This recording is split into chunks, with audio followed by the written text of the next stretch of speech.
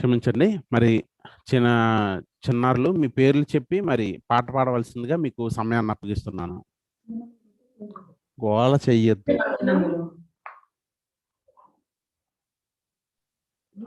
Okay. నా పేరు బసంతి.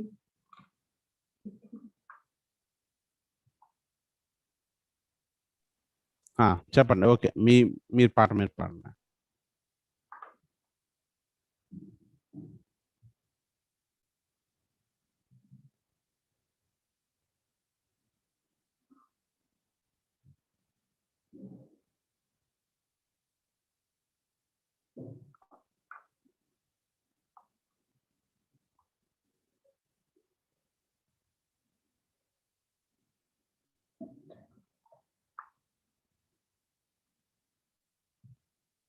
దుర్దినములు రాకముందే, సర్వం కోల్పోకముందే, అంధత్వం కమ్మకముందే, ఉగ్రత దిగి రాకముందే, అంధత్వం కమ్మకముందే, ఉగ్రత దిగి రాకముందే, స్మరించు రక్షకుని అనుకూల సమయాన, చేర్చుకో యేసుని స్మరించు రక్షకుని అనుకూల సమయాన, చేర్చుకో యేసుని ఆలస్యం చేయక. దుర్దినములు రాకముందే, సర్వం కోల్పోకముందే, అంధత్వం కమ్మకముందే, ఉగ్రత దిగి రాకముందే, అంధత్వం కమ్మకముందే, ఉగ్రత దిగి రాకముందే, సాగిపోయిన వంటి జీవితం అల్పమైనది, నీడబుడగ వంటిది. సాగిపోయిన వంటి జీవితం అల్పమైనది, నీడబుడగ వంటిది. తెరచి ఉంది తీర్పు ద్వారం మార్పు లేని వారి కోసం, తెరచి ఉంది తీర్పు ద్వారం మార్పు లేని వారి కోసం. పాతాళ వేదనను తప్పించుకొనలేవు, ఆ ఘోర బాధను వర్ణింపజాలము. పాతాళ వేదనను తప్పించుకొనలేదు, ఆ ఘోర బాధను వర్ణింపజాలము. దుర్దినములు రాకముందే, సర్వం కోల్పోకముందే, అంధత్వం కమ్మకముందే, ఉగ్రత దిగి రాకముందే, అంధత్వం కమ్మకముందే, ఉగ్రత దిగి రాకముందే, రత్నరాసులేవి నీతో కూడా రావు, మృతమైన నీ దేహం పనికి రాదు దేనికి. రత్నరాసులేవి నీతో కూడా రావు, మృతమైన నీ దేహం పనికి రాదు దేనికి. యేసుక్రీస్తు ప్రభువునందే ఉంది నీకు రక్షణ, యేసుక్రీస్తు ప్రభువునందే ఉంది నీకు రక్షణ. తొలగించు భ్రమలన్నీ, కనుగొనుము సత్యాన్ని, విశ్వసించు యేసుని, విడిచిపెట్టు పాపాన్ని. తొలగించు భ్రమలన్నీ, కనుగొనుము సత్యాన్ని, విశ్వసించు యేసుని, విడిచిపెట్టు పాపాన్ని. దుర్దినములు రాకముందే, సర్వం కోల్పోకముందే, అంధత్వం కమ్మకముందే, ఉగ్రత దిగి రాకముందే, అంధత్వం కమ్మకముందే, ఉగ్రత దిగి రాకముందే, స్మరించు రక్షకుని అనుకూల సమయమున, చేర్చుకో యేసుని ఆలస్యం చేయక. స్మరించు రక్షకుని అనుకూల సమయాన, చేర్చుకో యేసుని ఆలస్యం చేయక. దుర్దినములు రాకముందే, సర్వం కోల్పోకముందే, అంధత్వం కమ్మకముందే, ఉగ్రత దిగి రాకముందే, అంధత్వం కమ్మకముందే, ఉగ్రత దిగి రాకముందే. Thank you. ఎంతో చక్కగా మరి పాట పాడినటువంటి చిన్నారులిద్దరికీ మరి నా ఆశీస్సులు తెలియజేస్తున్నాను. వారిని చూచి ఇంకా పెద్దవారు కానివ్వండి, యవనస్తులు కానివ్వండి, ప్రతి ఒక్కరూ దేవుని పాటలతో వారి హృదయం నిండిపోవాలన్న సంగతి మాత్రం మరవకండి. పాట దేవుణ్ణి ఆరాధించేది, దేవుణ్ణి స్మరించేది, దేవుణ్ణి ఆనందపరిచేది కూడా. కాబట్టి ప్రతి ఒక్కరూ పాట విషయంలో నిర్లక్ష్యంగా ఉండకుండా చక్కగా మరి దేవుని మహింపరచడానికి చక్కనైన పాటలు నేర్చుకోండి. మంచి మంచి అందమైన పదాలతో చక్కని పాటలు అనేవి ఎన్నో ఉన్నాయి. అవన్నీ నేర్చుకొని మరి దేవుణ్ణి మహిమపరచడానికి ప్రతి ఒక్కరూ సిద్ధపడాలని కోరుకుంటున్నాను. మరి ఈ సమయంలో మనం వాక్య సందేశానికి వెళదాం. మన మధ్యలో మరి సిస్టర్ గ్రేసీ గారు ఉన్నారు, హైదరాబాద్. మరి ఈమె సువార్థికురాలు. దేవుని విషయంలో, దేవుని పని పట్ల ఈమెకున్న ఆసక్తి కానివ్వండి, ఈమెకున్న తపన కానివ్వండి, మరి దేవుని ఆలోచనకు తగ్గట్టుగా ఉంటుంది. కాబట్టి ఈమె వాక్యం చెబుతున్నప్పుడు ప్రతి ఒక్కరూ మరి ఆమె చెబుతున్న వాక్యం మీద మనసు దృష్టి పెట్టి మన ఆత్మీయ జీవితాలకు అవసరమైనటువంటి మాటల్ని మనం తీసుకుందాం. ఆమె ద్వారా దేవుడు మనకి ఏమి ప్రసాదిస్తున్నాడో మనకు తెలియదు. ప్రసాదించిన ప్రతి ఒక్క వాక్యాన్ని మనం తప్పనిసరిగా తీసుకొని మన జీవితాలను మేల్కొల్పు చేసుకునే విధంగా మనం ఉండాలని మిమ్మల్ని అందరినీ కోరుకుంటూ మరి మన మధ్యలోకి సిస్టర్ని ఆహ్వానిస్తున్నాను. మరి గ్రేసీ సిస్టర్ గారు, మీరు వచ్చి మా అందరికీ వాక్య సందేశాన్ని అందించవలసిందిగా మిమ్మల్ని ప్రేమపూర్వకంగా మనవి చేసుకుంటున్నాను. ప్రభు అయిన యేసు పేరిట సంఘం అంతటికి నా వందనములు. అందరికీ వందనములండి.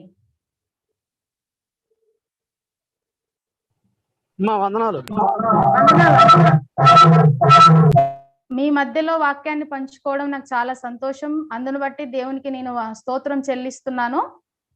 మరి ఇవ్వబడినటువంటి సమయాన్ని మనం వ్యర్థం చేసుకోకుండా సమయాన్ని సద్వినియోగం చేసుకున్నట్లు పరిశుద్ధ గ్రంథంలో నుంచి వాక్యాన్ని ధ్యానించుకుందాం ప్రియులారా. మన చేతుల్లో ఉన్నటువంటి పరిశుద్ధ గ్రంథంలో దేవాది దేవుడు తన మనసులో మనందరి నిమిత్తము ఏ సంగతులను వ్రాయించాడో చూద్దామండి. ప్రత్యేకంగా ఈరోజు నేను మీ మధ్యలోకి రావటానికి ఒక కారణం ఉంది. ఏమిటి అంటే, ప్రస్తుతము క్రైస్తవ విశ్వాసులు జరుపుకునేటువంటి దినములు ఏమిటి అంటే లెంట్ డేస్, అనగా ఉపవాస ప్రార్థనలో చాలా మంది కూడుకుంటూ ఉన్నారు.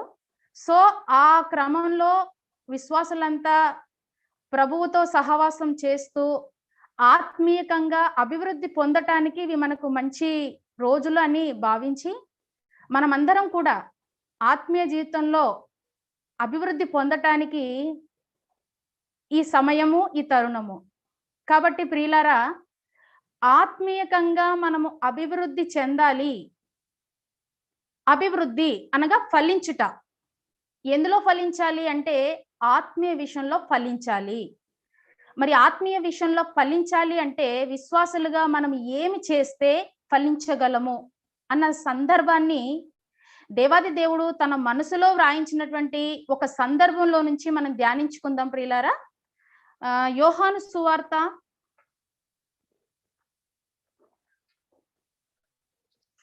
2వ అధ్యాయము 1 నుంచి 11 వచనాలు. కానీ ఇవన్నీ వచనాలు నేను చదవటం లేదండి. మీరు ఎవరైనా రాసుకోగలిగిన వారు ఉంటే వ్రాసుకొని తర్వాత మీరు చదువుకుంటే మీకు ఇంకా పూర్తిగా అర్థమవుతుంది. చాలా వరకు ఈ సందర్భం అంతా కూడా విశ్వాసులందరికీ తెలుసు అనే నేను భావిస్తూ ఉన్నాను. చిన్న పిల్లల్ని అడిగినప్పటికీ ఈ సందర్భంలోని ఒక మాటని సండే స్కూల్ పిల్లలు కూడా చెప్పగలరు. ఈ సందర్భంలో అసలు యేసుక్రీస్తు ప్రభువు చేసినటువంటి పని ఏమిటి అని అడిగితే ప్రతి ఒక్కరు చెబుతారు కదండి. ఎవరైనా చెప్పగలరా? ఈ సందర్భం తెలిసిన వాళ్ళు ఎవరైనా చెప్పగలరా? ఈ యోహాను సువార్త 2వ అధ్యాయము 1 నుంచి 11 వచనాలలో దేవుడు చేసినటువంటి కార్యము. ప్లీజ్. ఓకే, నా వాయిస్ వినపడుతుందా? క్లారిటీగా ఉందా?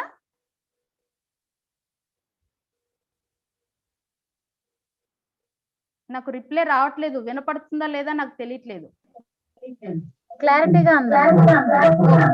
ఓకే ఓకే, సంతోషం. ఓకే, నేను ముందుకు వెళ్తానండి. సరే, ఈ భాగం అంతట్లో మనం చూడగలిగితే యేసుక్రీస్తు ప్రభుల వారు మొట్టమొదట చేసినటువంటి సూచక క్రియ ఏమిటి అంటే నీళ్ళని ద్రాక్షారసంగా మార్చటం. ఇది అందరికీ తెలుసు చాలా వరకు. అయినప్పటికీ దేవుడు ఒకే అంశాన్ని పలు పలు భాగాలుగా మాట్లాడుతూ ఉంటాడు. ఒక్కొక్కసారి ఒక్కొక్క నూతన విషయాన్ని దేవుడు మనకి నేర్పిస్తూ ఉంటాడు ప్రియులారా. ఈ సమయంలో మనము ఆత్మీయ అభివృద్ధి పొందటానికి ఈ భాగం చాలా ముఖ్యంగా ఉపయోగపడుతుంది. అయితే నేను ఇక్కడ మీకు 5వ వచనం నుంచి 9వ వచనం వరకు నేను చదువుతాను. ముఖ్యంగా ఈ భాగాలలో మాట్లాడుతాను. ఈ అధ్యాయం అంతా కూడా దాదాపు 2-3 గంటలు మాట్లాడొచ్చండి. ఎందుకంటే ఇందులో చాలా భాగాలు ఉన్నాయి. అయినప్పటికీ ఈ రోజు నాకు ఇవ్వబడిన సమయంలో ముఖ్యమైన విషయాలు మాత్రం మీతో చెప్పడానికి నేను ఇష్టపడుతూ ఉన్నాను. కాబట్టి ముందుకు వెళదాం ప్రియులారా. 5వ వచనం నుంచి చదువుదామండి. ఆయన తల్లి పరిచారకులను చూచి ఆయన మీతో చెప్పునది చేయుడనెను. యూదుల శుద్ధీకరణచార ప్రకారము 2-3 తూములు పట్టు 6 రాతి బాణలు అక్కడ ఉంచబడి ఉండెను. యేసు ఆ బాణలు నీళ్లతో నింపుడని వారితో చెప్పగా వారు వాటిని అంచుల మట్టుకు నింపిరి. అప్పుడు ఆయన వారితో మీరిప్పుడు ముంచి విందు ప్రధాని యొద్దకు తీసుకొని పొండని చెప్పగా వారు తీసుకొని పోయిరి. ఆ ద్రాక్షారసము ఎక్కడ నుండి వచ్చెనో ఆ నీళ్లు ముంచి తీసుకొని పోయిన పరిచారకులకే తెలిసినది గాని విందు ప్రధానికి తెలియకపోయెను. గనుక ద్రాక్షారసమైన ఆ నీళ్లు రుచి చూచినప్పుడు చాలు ప్రియులారా. ఈ భాగాన్ని నేను మీకు చదువుతున్నప్పుడు మీకు ప్రశ్న రావాలి. ఏమిటి అంటే ఈ భాగంలో ఈరోజు మనము ఒక పాఠాన్ని మన ఆత్మీయ జీవితాన్ని పెంచుకోవటానికి మనం పాఠం నేర్చుకోబోతున్నాం ప్రియులారా. ఏమిటి ఆ పాఠం అంటే ఆత్మ ఫలించాలి, ఆత్మీయ జీవితంలో ఎదగాలి. ఒక ప్రశ్న అండి, ఆత్మీయ జీవితంలో మనము ఏ విషయంలో ఎదగాలి? ఏ విషయంలో ఎదగాలి? ప్రభు అయిన యేసుక్రీస్తు వారిని మనము నమ్మక ముందు మన జీవితము పాపపు జీవితం. అవునంటారా కాదంటారా? ఎస్, పాపపు జీవితంలో మనం ఉన్నాం. అయితే ప్రభు అయిన యేసుక్రీస్తు వారు తన స్వరక్తం ఇచ్చి మన యొక్క పాప బంధకాల నుంచి ఆయన విడిపించి ఆయన రక్తము చేత మన పాపములను క్షమించి మనల్ని శుద్ధి చేశాడు.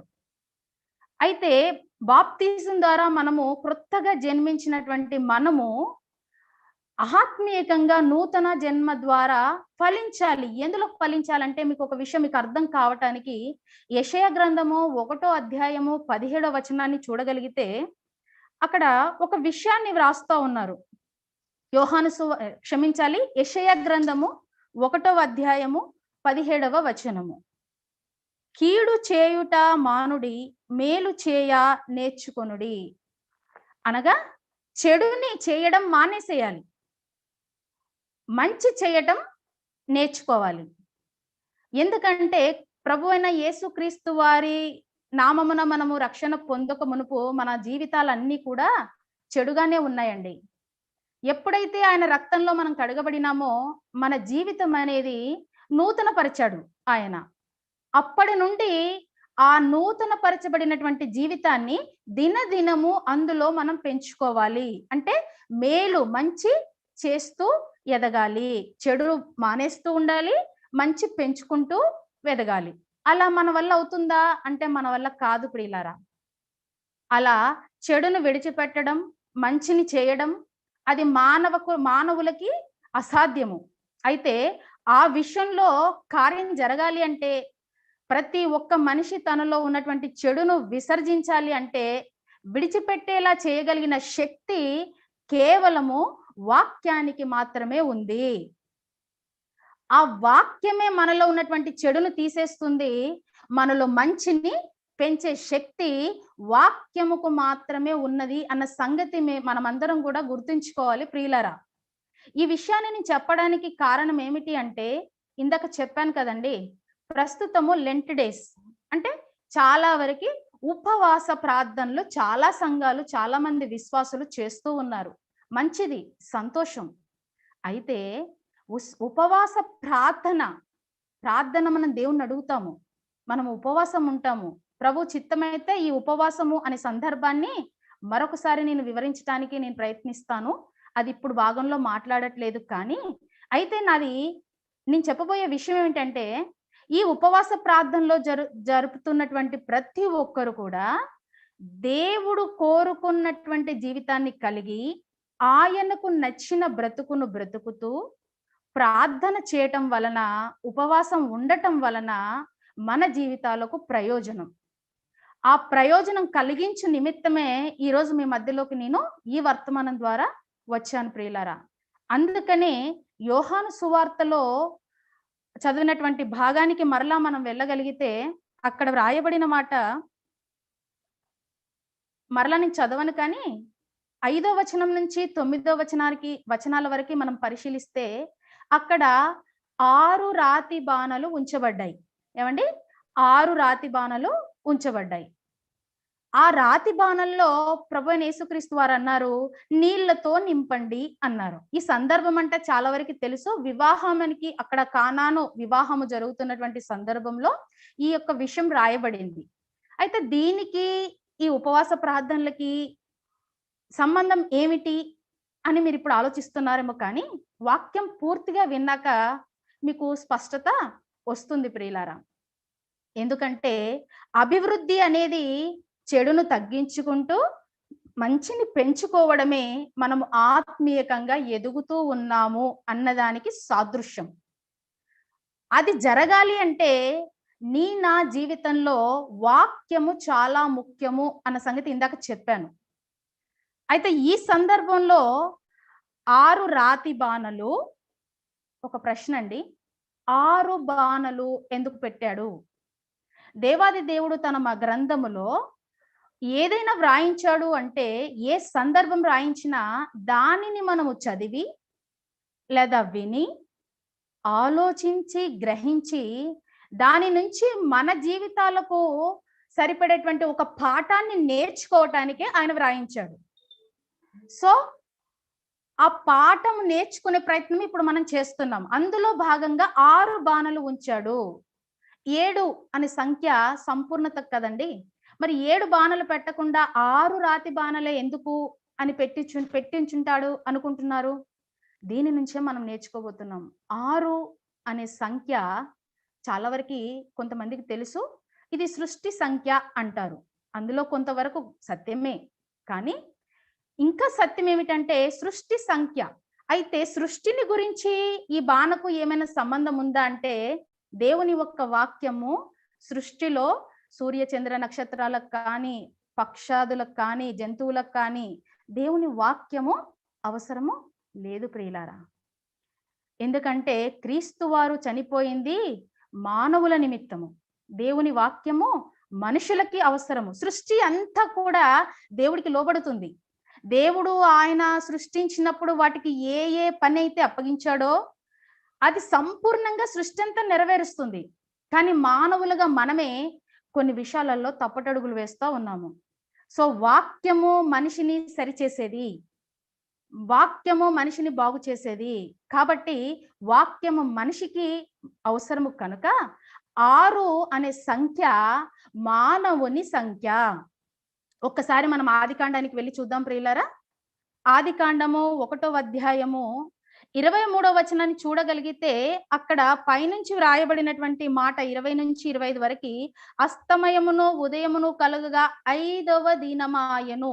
ఇది 5వ రోజు వర్క్ కంప్లీట్ అయిపోయింది. ఇక్కడికి 6th డే 6వ రోజు ప్రారంభం అనేది 24వ వచనం నుంచి స్టార్ట్ అయ్యి 31వ వచనం వరకు 6వ దినము పని జరగబడింది. అక్కడ 31వ వచనం చూడగలిగితే అక్కడ దేవుడు తాను చేసినది యావత్తును చూచినప్పుడు అది చాలా మంచిదిగా నుండెను. అస్తమయమును ఉదయమును కలుగగా 6వ దినమాయెను. 26వ వచనం చూడండి ప్రియులారా. దేవుడు మన స్వరూపమందు మన పోలిక చొప్పున నరులను చేయుదము అనగా మానవ యొక్క నిర్మాణము 6వ దినమున జరిగింది. అక్కడ దేవుడు కానాను వివాహంలో 6 బాణాలు పెట్టడంలో ఆ యొక్క రహస్య మర్మం ఏమిటి అంటే, ఇది మనిషికి సంబంధించినటువంటి భాగము. మనిషి ఈ యొక్క పాఠం నేర్చుకోవాలి, ఈ సందర్భం ద్వారా ఒక పాఠం నేర్చుకోవాలి అనే కోణంలో అక్కడ 6 బాణలు పెట్టబడ్డాయి ప్రియులారా. మరి బాణలు పెట్టబడ్డాయి, 6 అన్నది మానవుని సంఖ్య అన్నది మనకు అర్థమైపోయింది.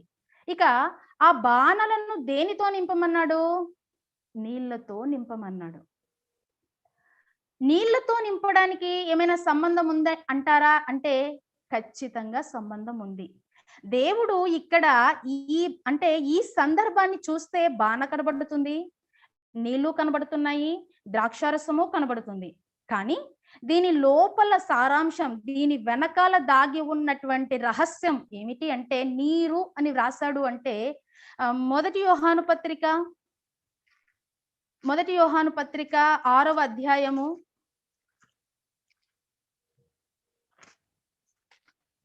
5వ అధ్యాయము 6వ వచనం చూడగలిగితే, నీళ్ల ద్వారాను రక్తము ద్వారాను వచ్చినవాడు ఈయనే, అనగా యేసుక్రీస్తే.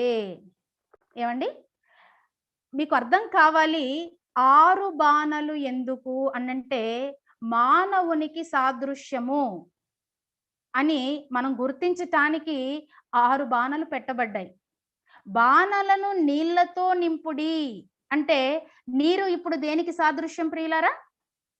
యోహాను మొదటి పత్రిక 5వ అధ్యాయం 6వ వచనం ప్రకారంగా నీరు వాక్యానికి సాదృశ్యము. అంటే ఇప్పుడు ఇక్కడ మనం యోహాను సువార్త 2వ అధ్యాయంలో మనం చదువుతున్నటువంటి సందర్భం నుంచి కేవలం దేవుడు నీళ్ళని ద్రాక్షారసంగా మార్చాడు అని చదివి నేర్చుకుంటే దానివల్ల మనకు ప్రయోజనం ఏమిటి? ఆహా, నీళ్ళని మార్చేశాడు అనేసుకుంటాము, స్తోత్రం చెప్పేస్తాము, అంతవరకే. కానీ దాని నుంచి మనం నేర్చుకోబోయే పాఠము మన జీవితాలలో కార్యం జరిగిస్తుంది, మన జీవితాలను మార్చేయబోతోంది. అది జరగటానికి దేవుడు ఆ సందర్భంలో బాణలలో నీళ్లతో నింపుడి అనగానే మనుషులు మీ హృదయాలలో వాక్యాన్ని నింపుకొమ్మని దేవుని యొక్క ఉద్దేశం ప్రియులారా. అర్థమవుతున్నాయా నా మాటలు? దయచేసి ఓకే, సంతోషం. ఓకే, కాబట్టి ప్రియులారా, మనిషి గురించి దేవుడు వ్రాయించిన మాట మీరందరూ ఆత్మీయంగా ఫలించాలి అనంటే, మీలో ఉన్న చెడు వెళ్ళిపోవాలి అంటే, మీలో మంచి పెరగాలి అంటే మీ హృదయంలో ఉండవలసింది దేవుని యొక్క వాక్యము. ఏమండి, దేవుని వాక్యాన్ని మేమందరం వింటానే ఉన్నాము, మేమందరం చదువుతానే ఉన్నాము, మా హృదయంలో వాక్యం ఉంది అని చెప్పే వాళ్ళు చాలా మంది ఉన్నారు. లేరని నేను కూడా చెప్పనండి, ఉన్నాము. అయితే అక్కడ ఒక విషయాన్ని మనం చాలా బాగా గ్రహించాలి ప్రియులారా. ఒకవేళ వాక్యం వింటున్నాము, క్రమం తప్పక సంఘానికి వెళ్తున్నాము, క్రమం తప్పక గృహ కూడికలు కూడుకుంటున్నాము, సంతోషం. అయితే మన వినికిడి అనేది ఎలా ఉన్నది? ఈ విషయం మీకు అర్థం అవటానికి ఒక విషయాన్ని చూద్దాం ప్రియులారా. మార్క్స్ సువార్త 7వ అధ్యాయము, మార్క్స్ సువార్త 7వ అధ్యాయము 13వ వచనాన్ని చూద్దాం ప్రియులారా. మీరు నియమించిన మీ పారంపర్యాచారము వలన దేవుని వాక్యమును నిరర్ధకము చేయుదురు. ఈ మాట ఎవరితో మాట్లాడుతున్నారు ప్రియులారా? యేసుక్రీస్తు ప్రభుల వారు శాస్త్రులతోనూ పరిసయ్యులతోనూ మాట్లాడుతున్నాడు. వాక్యాన్ని ఏం చేస్తున్నారట? నిరర్ధకం చేస్తున్నారట. అంటే వాళ్ళు నిరర్ధకం చేస్తున్నారంటే దాని అర్థము వారు వాక్యం వింటున్నారనేనా? ఎస్, వాక్యం విన్నారు, వాక్యం తెలుసు, వాళ్ళకి తెలుసు, మనకి తెలుసు. ఆనాడు వాళ్ళు నిరర్ధకం చేశారు. నేటికి చాలా మంది విశ్వాసులు కూడా వాక్యాన్ని నిర్లక్ష్యం చేస్తూనే ఉన్నారు ప్రియులారా. ఎందుకు నేను ఈ మాట అంటున్నాను అనంటే, మనం ఇందాక యెషయా గ్రంథం 1వ అధ్యాయం 17వ వచనంలో కీడు చేయటం మానేయండి, మేలు చేయటం నేర్చుకోండి అని చదివాం కదా. ఆత్మీయంగా అభివృద్ధి చెందాలి అంటే మనలో ఉన్నటువంటి చెడంతా వెళ్ళిపోవాలి, మంచి పెరగాలి అని చెప్పాను కదా. మరి ఈరోజు సంఘానికి వెళ్తున్నటువంటి మన జీవితాలలో ఆ చెడు పూర్తిగా వెళ్ళిపోయింది అంటారా? మనలో మంచి ఫలిస్తుంది అంటారా? వెళుతున్న వారు వెళుతూ ఉన్నారు, కానీ వారి జీవితాలు యథావిధిగా ఉన్నాయి అంటారా లేదా? ఎగ్జాంపుల్ అండి, సంఘ సమయాన్ని మనం 10కి ఏర్పాటు చేసుకుంటే 10కి సంఘంలో ఒకవేళ 50 మంది ఉంటే 10కి 50 మంది ఉంటారా? ఓకే, సంఖ్య లెక్క 30 మంది అనుకుందాం. 9కి సంఘం అని పెడితే 9కి 30 మంది ఉంటారా? ఆలోచించండి. పాట పాడమంటే ఎంతమంది ధైర్యంగా నేను పాడతానని వచ్చేవాళ్ళు ఉన్నారు చెప్పండి? భయపడుతున్నారు అనంటే వాళ్ళలో దేవుని వాక్యం ఉందనా? దేవుని వాక్యం ధైర్యాన్ని ఇస్తది. దేవుని వాక్యం భయపెట్టదు. భయపడుతున్నాము అంటే మన హృదయంలో వాక్యం ఉందనా? లేదనా? లేదని. కనుక ప్రియులారా, మనం గమనించవలసింది ఏమిటంటే దేవుని వాక్యాన్ని వింటున్నాం కానీ అది వ్యర్థము, నిష్ప్రయోజనం, నిరర్ధకం చేస్తున్నాము. అలా చేయటం వల్ల ఈనాడు ఏం జరుగుతుంది అంటే, ఒక మాట ఇదే మార్కు సువార్త 7వ అధ్యాయంలో 21 నుంచి చూద్దాం ప్రియులారా. లోపల నుండి అనగా మనుషుల హృదయములో నుండి దురాలోచనలు, జారత్వములను, దొంగతనములను, నరహత్యలను, వ్యభిచారములను, లోభమును, చెడుతనములను, కృత్రిమములను, కామ వికారమును, మత్సరమును, దేవదూషణయు, అహంభావమును, అవివేకమును వచ్చును. ఈ చెడ్డవన్నీయు ఎక్కడి నుంచి వస్తున్నాయి? హృదయములో నుండి వస్తున్నాయి ప్రియులారా. సంఘానికి వెళ్ళే వాళ్ళలో కోపం లేదంటారా? చెప్పండి. సంఘానికి వెళ్ళే వాళ్ళు దురాలోచన చేయట్లేదంటారా? సంఘానికి వెళ్ళే వాళ్ళు నరహత్య చేయట్లేదంటారా? నరహత్య అంటే ఏదో చంపటం కాదండి. మన మాట ద్వారా ఎదుటి వ్యక్తిని బాధ పెడుతున్నాము అంటే అది నరహత్యతో సమానము. ఇలాంటివి చేస్తున్నామా లేదండి? చేస్తున్నామంటే మరి మన హృదయంలో దేవుని వాక్యం ఉంటే ఇవన్నీ బయటికి రావు. మన హృదయంలో దేవుని వాక్యం లేకపోతే ఇవన్నీ వస్తూ ఉన్నాయి. కాబట్టి దీని విషయంలో ఇంకొక మాట పైన 8వ వచనం చూద్దామండి. ఇదే 7వ అధ్యాయంలో, మీరు దేవుని ఆజ్ఞను విడిచిపెట్టి మనుషుల పారంపర్యాచారమును గైకొనుచున్నారు. ఏమండి, ఈరోజు ఈ లెంట్ డేస్ అనేది, ఈ ఉపవాస ప్రార్థనలు అనేవి 40 దినాల ఉపవాస ప్రార్థనలు దేవుడు ఆజ్ఞగా ఇచ్చినదా? దేవుడు ఎక్కడైనా ఆజ్ఞ ఇచ్చాడా? ఇవ్వలేదు కదండి. ఇది దేవుడు చెప్పినది కాదు. కానీ ఈరోజు క్రైస్తవ్యం విశ్వాసులు చాలా వరకు ఈ 40 దినాల ఉపవాస ప్రార్థనలు ఆచరిస్తున్నారా లేదా? ఆచరిస్తున్నారు. ఇది మనుషులు చెప్పింది కాదు, క్షమించాలి, దేవుడు చెప్పింది, దేవుడు ఇచ్చిన ఆజ్ఞ కాదు.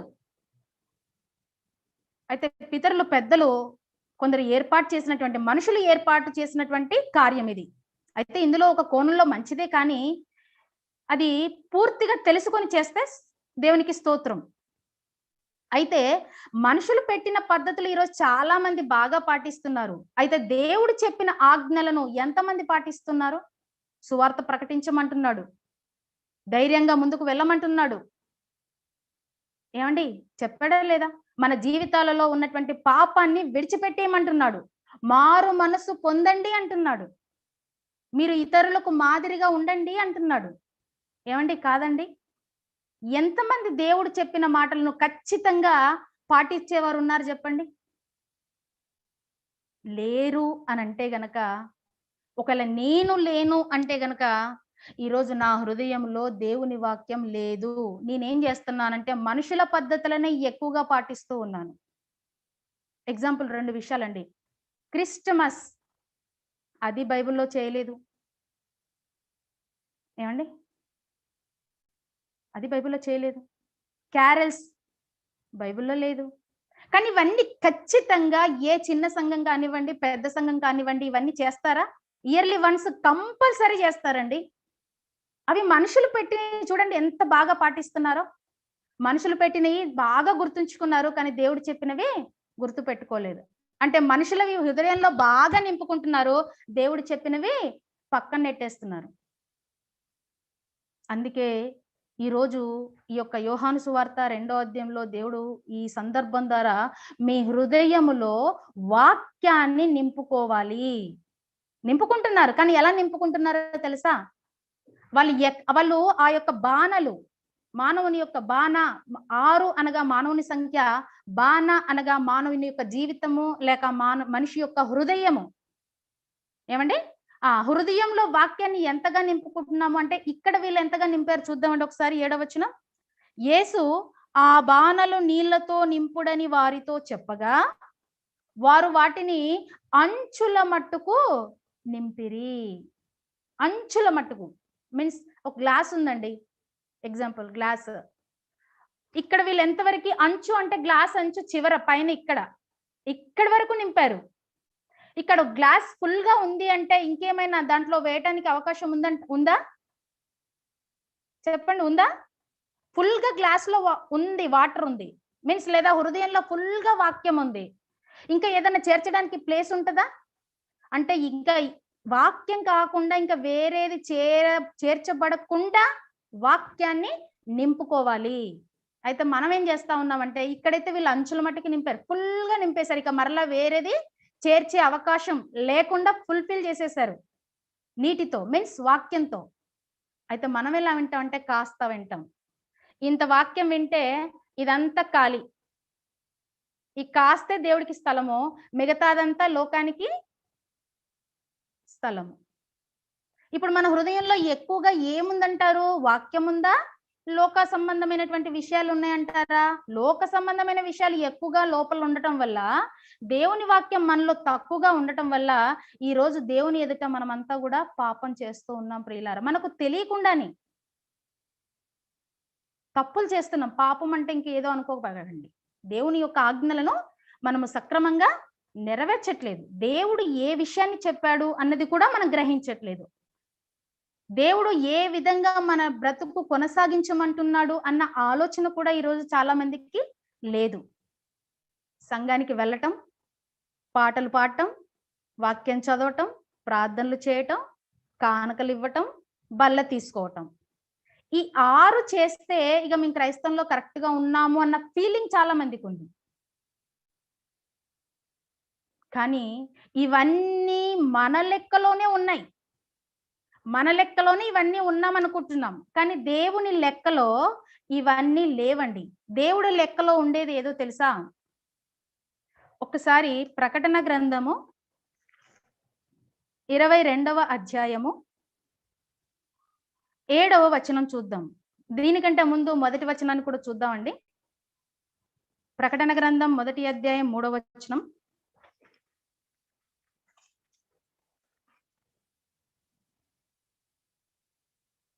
సమయము సమీపించినది గనుక ఈ ప్రవచన వాక్యములు 1 చదువువారు, 2 వాటిని వినువారు, 3 విని ఇందులో వ్రాయబడిన సంగతులను గైకొనువారు ధన్యులు. ఇక్కడ 3 ధన్యులు అని వ్రాయబడిందండి. 1 వాక్యం చదివేవారు, 2 వాక్యం వినేవారు, విన్నది చేసిన వారు ధన్యులు. ఇక చివరి అధ్యాయము ఇదే ప్రకటన గ్రంథం 22వ అధ్యాయం 7వ వచనంలో చూడగలిగితే, ఇదిగో నేను త్వరగా వచ్చుచున్నాను, ఈ గ్రంథంలోని ప్రవచన వాక్యములు గై కొనువారు ధన్యుడు. వినుట లేదు, చదువుట లేదు, చివరికి మిగిలింది ఏంటండి? గై కొనుట అనగా చేయటం. అంటే నువ్వేది చదువుతున్నావో అది గ్రహించి నువ్వు చేయాలి, నువ్వు ఏది వింటున్నావో అది చేయాలి. నువ్వు విన్నది, నువ్వు చదివింది నువ్వు చేస్తేనే నువ్వు ధన్యుడవు, ధన్యురాలవు. అది మాత్రమే దేవుడి లెక్కలో చేర్చబడుతుంది. అర్థమవుతున్నాయా ప్రియులారా? మన జీవితము వాక్యానుసారంగా ఉంటేనే అది దేవుడి లెక్కలో ఉన్నట్టు. మన జీవితము వాక్యానుసారంగా లేదు, కానీ నేను చదువుతున్నాను, నేను వెళ్తున్నాను, నేను పాడుతున్నాను, నేను సంగారాధన చేస్తున్నానంటే మనది దేవుడి లెక్కలో చేర్చబడటం లేదు. దయచేసి గమనించండి, మన లెక్కల్లో మనం ఎన్ని పెంచుకున్నవన్నీ వ్యర్థమే. అందుకే ఇదే యోహాను సువార్త 2వ అధ్యాయంలో మరియమ్మ గారు ఒక విషయాన్ని మనకి పాఠాన్ని నేర్పిస్తున్నారు. చూడండి 5వ వచనం. ఆయన తల్లి పరిచారకులను చూచి, ఆయన మీతో చెప్పునది చేయుడనెను. ఇదే మాట, సేమ్ వర్డ్ ఎక్కడో విన్నట్టు గుర్తొస్తుందా మీకు? ఇక్కడ మరియమ్మ గారు అంటున్నారు, ఆయన మీతో చెప్పింది చేయండి.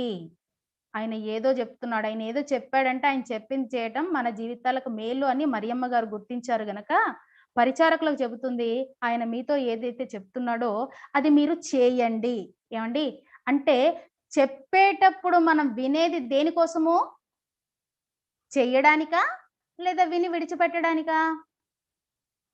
చెయ్యడానికి అంటే మన పిల్లలకి ఏదైనా మనం పనులు చెప్తా ఉంటాం. ఎందుకు చెప్తాం? విని వెళ్ళి ఆడుకోమనా లేదంటే ఆ పనులు చేయమనా? చేయమని కదండి. మరి మన పిల్లలకు మనం చేయడానికి పనులు చెబుతున్నామన్న సంగతి మనం గుర్తిస్తే మన దేవుడు మనతో చెప్పే విషయాలు మనము కూడా చేయటానికి అన్న విషయాన్ని మనము మొదటగా గుర్తించాలి. అప్పుడే మనం ఆత్మీయంగా అభివృద్ధి చెందగలుగుతాం, ఎదగగలుగుతాం. అదేది లేకుండా వింటున్నాం, వెళ్తున్నాం, వస్తున్నామంటే ఒక పసిబిడ్డ పుట్టినప్పుడు లేత ప్రాయంలో ఉంది, ఈ సైజులో ఉంది చేతుల్లో, 1 సంవత్సరం తర్వాత కూడా ఇదే చేతుల్లో ఉంది అంటే ఆ పాప పరిస్థితి ఏమిటి చెప్పండి? అర్థమవుతుందా మీకు? ఆ తల్లిదండ్రులకు ఎంత బాధ ఉంటది, ఎంత వేదన ఉంటది. 10 ఏళ్ళు 12 ఏళ్ళు వచ్చాయి, ఇంకా చంకలోనే ఎత్తుకోవాల్సిన స్థితిలో ఉంది ఆ పాప. ఎలా ఉంటది చెప్పండి? అంటే ఆ బిడ్డ ఎదగకపోతే ఎంత బాధ ఉంటది. అదే వయసు పిల్లలు పక్కన చక్కగా ఆడుకుంటూ, తిరుగుతూ, పాటలు పాడుతూ, పరిగెడుతూ అన్ని చేస్తూ ఉంటే ఎదుటి పిల్లని చూసినప్పుడు ఈ తల్లిదండ్రులకి ఎంత బాధ ఉంటుందో మీకు ఒక్కసారి మీరు ఆలోచించండి. ఇది మీరు గుర్తించగలిగితే ఈరోజు కన్న తండ్రి అయిన దేవుడి దృష్టిలో మన జీవితాలు కూడా సంవత్సరాల తరబడి సంఘాలకు వస్తున్నామేమో, సంవత్సరాల తరబడి వాక్యాలు వింటున్నామేమో, కానీ నేను అప్పుడు ఎలా ఉన్నానో నేను ఇప్పుడు అలాగే ఉన్నాను, నా జీవితంలో మార్పు రావడం లేదు అంటే ఈ తల్లిదండ్రులు ఎలాగ బాధపడుతున్నారో ఆ తండ్రి కూడా అలాగే అంతకంటే ఎక్కువ బాధపడుతున్నాడన్న సంగతిని మర్చిపోవద్దు ప్రియులారా. దయచేసి మనలోని మార్పును తండ్రి కోరుతా ఉన్నాడు. ఆయన అందు నిమిత్తమే మనకి ఆ యొక్క మనస్సుని ఈ గ్రంథంలో వ్రాసి మన చేతుల్లో పెట్టాడు ప్రియులారా. ఇది చదివి ఇలా మూలకు సెల్ఫ్ లో పెట్టడానికి కాదు, ఇందులో ఉన్నది ఇక్కడ చేర్చుకోవటానికి. చేర్చుకునేది ఎందుకో తెలుసా? చెయ్యడానికి. మీకు ఒక విషయం చెప్పిస్తాను. ఇక్కడ యోహాను సువార్తలో 6వ వచనంలో యూదుల శుద్ధీకరణచార ప్రకారము అని రాయబడింది. ఈ బాణలు యూదులు తమను భౌతికంగా శుద్ధి చేసుకోవటానికి అక్కడ ఉంచబడేటువంటి బాణలు. ఆ నీటి ద్వారా వాళ్ళు శుద్ధి చేసుకునేవారు భౌతికంగా. ఈ సందర్భంలో దేవుడు మన హృదయాన్ని శుద్ధి చేసుకోవటానికి మాట్లాడుతున్నాడు అని ఈ రాత్రి మీరు గుర్తించాలి ప్రియులారా. ఎవరిలో ఏది దేవుడికి వ్యతిరేకంగా ఉందో, ఎవరిలో ఏ లోపం ఉందో ఎవరి మనసుకి వారికే తెలుసు. ఎవరు దేవుని ఆజ్ఞలను ఏ విషయాలలో విడిచిపెడుతున్నారో ఎవరి మనసుకి వారికే తెలుసు ప్రియులారా. కనుక అది సరిదిద్దుకోవాలి అంటే మన హృదయంలో నీరు అనే వాక్యాన్ని మనం నింపుకుంటే ఆ వాక్యం ఏం చేస్తుందో దావీదు భక్తుడు సెలవిస్తున్నాడు. కీర్తనల గ్రంథము 119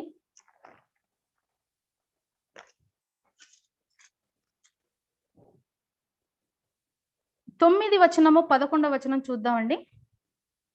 యవనస్తులు దేని చేత తమ నడతను శుద్ధిపరుచుకొందురు? సంఘాల్లో చాలా మంది యవనస్తులు ఉన్నారు. ప్రశ్న ఇది మనకి, యవనస్తులకి ప్రశ్న, సంఘానికి ప్రశ్న. నడతని శుద్ధి చేసుకునేది దేని ద్వారా? ఎలా నడతను శుద్ధిపరచుకొనగలరు అంటే సమాధానము, నీ వాక్యమును బట్టి దానిని జాగ్రత్తగా చూచుకొనుట చేతనే కదా. మన నడత శుద్ధి కావాలి అంటే వాక్యాన్ని బట్టే శుద్ధి అవుతుంది. అదే 11వ వచనం కూడా ఒకసారి చూడండి ప్రియులారా. నీ ఎదుట నేను పాపము చేయకుండునట్లు నా హృదయములో నీ వాక్యము ఉంచుకొని ఉన్నాను. దేవుని వాక్యము మన హృదయములో ఉంటే మార్క్స్ వార్తలో చెప్పినట్టు హృదయములో నుండి చెడు రాదు, హృదయములో నుండి నిర్లక్ష్యము అన్న ఆలోచన రాదు, అశ్రద్ధ అనేది రాదు, భయము అనేది రాదు. హృదయంలో వాక్యం ఉంటే, ఒకవేళ భయపడుతున్నాను, నాకు నేను నిర్లక్ష్యంగా ఉంటున్నాను, నేను అనుకుంటున్నాను కానీ చేయలేకపోతున్నాను అనే మాటలు ఎవరైనా మాట్లాడుతూ ఉన్నట్లయితే, వారికి అలా అనిపిస్తూ ఉన్నట్టయితే, ఈ రాత్రి మీరంతా గుర్తించాలి, మీ హృదయంలో వాక్యము లేదు అని. ఒకవేళ అలాంటి వారు ఎవరైనా ఉంటే ఈ రాత్రి దేవుడు మాట్లాడుతున్నాడు, అయితే నీ హృదయంలో, నీ బాణలో నీరు అనే వాక్యాన్ని అంచుల మట్టుకి నింపుకోండి. అది మీరు అంచుల మట్టుకు మీరు నింపగలిగితే, నేనేం చెప్పానో అది నీ హృదయంలో ఉంటది. నీ హృదయంలో ఏది ఉందో అదే నీవు మాట్లాడుతావు. నువ్వు ఏది మాట్లాడతావో అదే నీవు చేస్తావు. మత్తయి మార్కులో ఉంటది, హృదయము నిండి ఉండు దానిని బట్టియే నోరు మాటలాడును కదా. ఈరోజు మన క్రియ ఒకటైతే మాట ఒకలా ఉంటది, మాట ఒకటైతే క్రియ ఒకలా ఉంటది. రెండిటికి మ్యాచ్ అవ్వదు. అంటే అది నటన, లేదా మోసము, లేదా భ్రమలో ఉన్నాము. దేవుని సంగమా, ఈ ఉపవాస ప్రార్థనలో దేవుడితో మనం గడుపుతున్నటువంటి ఈ సమయము, ఎవ్రీ 1 minute, ఒక్క సెకండ్, ఒక్క నిమిషము కూడా చాలా విలువైంది ప్రియులారా. మీకు ఒక విషయం చెప్పాలని ఇష్టపడుతున్నాను. ఏ వ్యక్తి అయినా సరే సమయం యొక్క విలువ ఎవరికి తెలుసో వారి జీవితంలో బాగుపడతారు. సమయం యొక్క విలువ చాలా మందికి తెలియట్లేదు. అందుకే దేవుని వాక్యం సెలవిస్తుంది ఏమిటంటే, యెహోవా మీకు దొరుకు కాలమున ఆయనను వెదకుడి. ఆయన దొరికినప్పుడే నువ్వు సొంతం చేసుకోవాలా. ఆయన ఉన్నప్పుడే నువ్వు శ్రద్ధ కలిగి నిలబడాలా. ఈరోజు చాలా మందిని నేను గమనిస్తున్నాను ప్రియులారా, వాక్యం ఉంది అంటే, ప్రార్థన ఉంది అంటే, ఏదైనా కూటమి ఉంది అంటే, నాకు ఈరోజు పని ఉంది అంటారు, మా ఇంటికి బంధువులు వచ్చారు అంటారు, ఈరోజు మాకు పెళ్ళి ఉంది అంటారు, ఈరోజు ఎగ్జామ్ ఉంది అంటారు. దయచేసి మీరు బాధపడ్డా నన్ను క్షమించండి, కానీ మీరు సత్యాన్ని దయచేసి మీరు ఆలోచించండి. మనమైతే దేవుణ్ణి స్తుతిస్తాం, దేవానికి స్తోత్రం నాయనా, నా కొరకు రక్తం కార్చావు నాయనా, నా కొరకు ప్రాణం పెట్టావు నాయనా అనే మాటలన్నీ వట్టి మాటలే కాదా? అవి మాటలు నిజమైతే లోకంలో మనం ఇవన్నింటినీ పక్కన పెట్టి దేవునికి విలువిస్తాం. ఆయన చెప్పింది చేయుడి. ఇందాక మిమ్మల్ని అడిగా, ఇదే మాట ఇంకొకరు అన్నట్టు మీకు గుర్తొస్తుంది కదా అని అన్నాను. ఆయన ఎవరో తెలుసా? తండ్రి అయిన దేవుడు ప్రభు అయిన యేసుక్రీస్తు వారి గురించి చెప్పాడు. ఆకాశము నుండి ఒక శబ్దము ఏమన్నాడు? ఇదిగో ఈయన నా ప్రియ కుమారుడు, ఈయన మాట వినుడి. అంటే ఆయన మాట విని ఏం చేయాలా? ఆయన చెప్పింది చేయాలి. కాబట్టి దేవుని సంగమా, ఈ ఉపవాస ప్రార్థనల్లో మనము దేవునితో సహవాసం చేస్తున్నాము. ఎందుకు చేస్తున్నామంటే ఆయన మనస్సు తెలుసుకోవాలి first of all. And second, నేను ఎలా ఉన్నాను, నాలో ఏమేమి మైనస్ పాయింట్స్, అంటే నాలో ఏ చెడు ఉంది ఇంకా అని తెలుసుకొని ఆ చెడును విడిచిపెట్టుకొని మంచిని పెంచుకోవాలి. అలా చేయగలిగింది కేవలము చెప్తారా దయచేసి? అలా చేయగలిగింది దేవుని యొక్క వాక్యం. కనుక యోహాను సువార్త 2వ అధ్యాయంలో వ్రాయబడిన మాట ప్రకారంగా 6 మానవుని సంఖ్యకు సంబంధించింది, బాణ హృదయానికి సంబంధించింది, నీరు వాక్యానికి సంబంధించింది.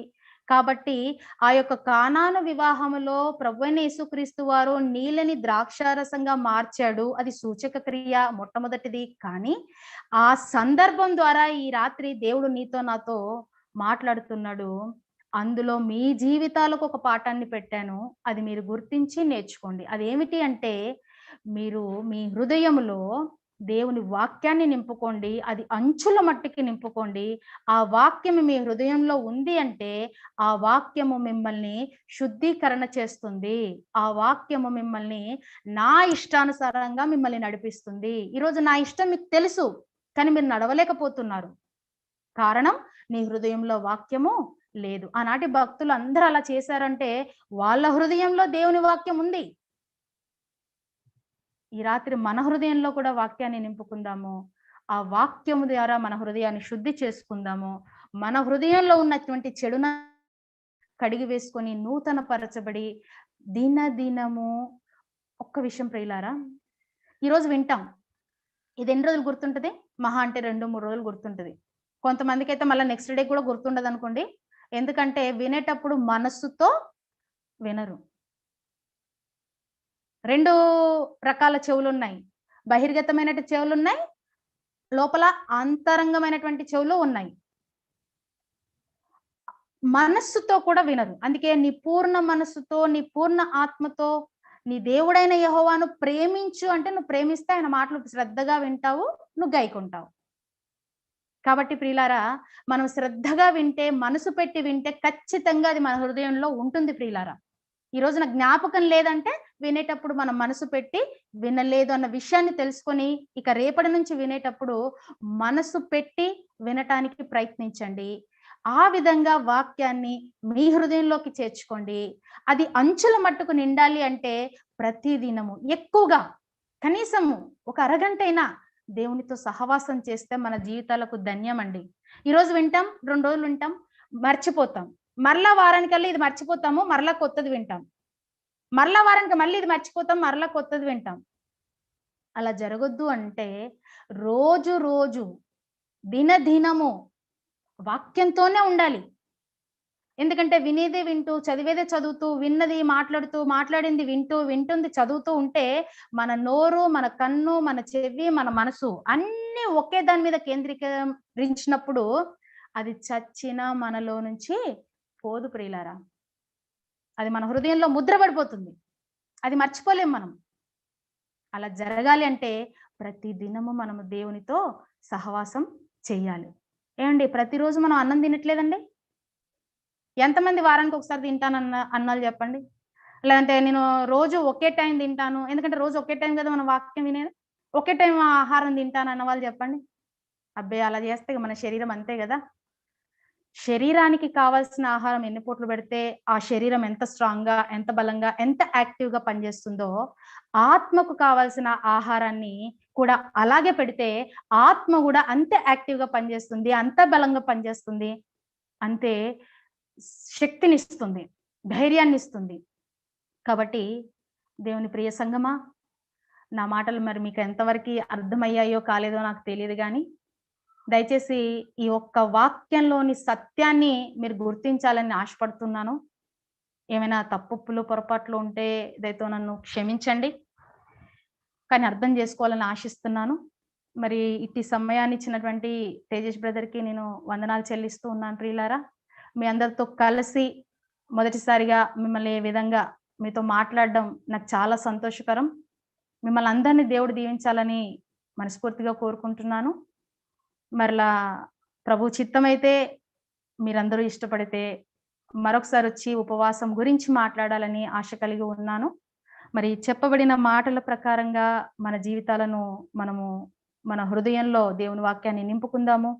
ఆ వాక్యము దేవుని ఎదుట మనం పాపం చేయకుండా జాగ్రత్త పరుస్తుంది. ఆ వాక్యము మనలో ఉన్నటువంటి చెడును తీసేస్తుంది. ఆ వాక్యము మనకు ధైర్యాన్ని ఇస్తుంది. ఆ వాక్యము మనల్ని నడిపిస్తుంది. కనుక అటు వాక్యం చేత నిత్యము నింపబడడానికి సిద్ధపడదాం ప్రియులారా. మరి చెప్పబడిన మాటలను బట్టి మీలో ఎవరైనా ప్రార్థించాలని ఆశిస్తున్నాను. ప్రార్థన అనంతరం ముగించుకుందాం ప్రియులారా. అందరికీ వందనములు. ప్రార్థన చేస్తారండి.